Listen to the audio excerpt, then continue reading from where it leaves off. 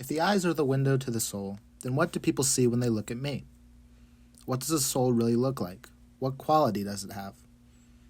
If my eyes are indicative of my soul, then there's not much that makes my soul different from my father's or my sister's. Our eyes are all blue, kind of gray in some lighting situations, but still blue. But I don't have my father's soul and I don't have my sister's. None of us are exactly alike, even though our windows may be tinted the same shade of blue. Thinking about something like the soul isn't a sacred experience for me. Not anymore. There was once a time when it was, when a previous version of myself sat in church pews in school, tiny little windows staring up at the cross, the priest, and the altar, belting out hymns that my mother knew by heart and always wanted me to sing. At that same time, there was a part of me that began to wander outside of that bubble. High school was really when dots of color began to trickle into what I had known, because putting a bunch of supposedly religious children into a high school during puberty and expecting them to all come out the same way they came in was kind of ludicrous. I was no different. My soul came out a jumbled mess, a combination of emotions and feelings I didn't have the words to describe to anyone. If you had stared into my soul's window then, you would have seen a kaleidoscope, a bunch of colors and shapes that I refused to truly acknowledge because I thought it was all wrong. I tried looking inside the kaleidoscope a few times.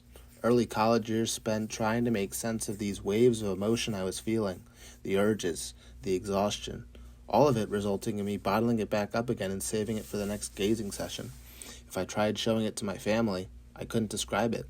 I still can't, exactly. And they didn't like seeing it either. They preferred their son, buttoned up in a dress shirt and tie each day, formality encasing the overachiever who constantly performed above and beyond his means. And boy, what a performance it was, the constant fixation on grades and numbers that followed this son her entire life, growing into a complex that forever changed her self-worth. I believed I would be undone by the act.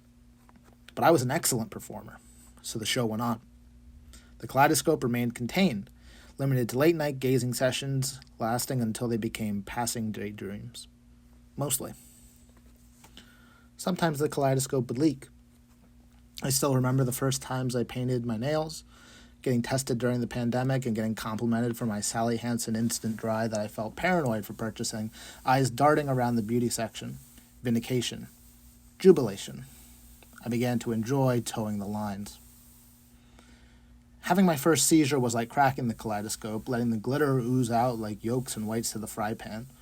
My epilepsy brought me to moments where I felt closer to death than I had ever been before. I lost belief, believing that whatever higher power I sought solace in previously had it out for me, that they were seeking to punish me for something I did wrong. Only I knew I hadn't done anything wrong. And I knew this because the kaleidoscope had gone so sunny side up, and staring at it laid flat made me finally begin to understand. If I could have died without this, died without accepting this color, this joy I kept bottled away in a tube, then I was sure as hell not going to die with it now. I couldn't keep performing for others forever. My eyes could be the window to my soul, but that hazy blue veneer is just its outer shell. My soul will be a new kaleidoscope, my body the housing, and I'll make them all look.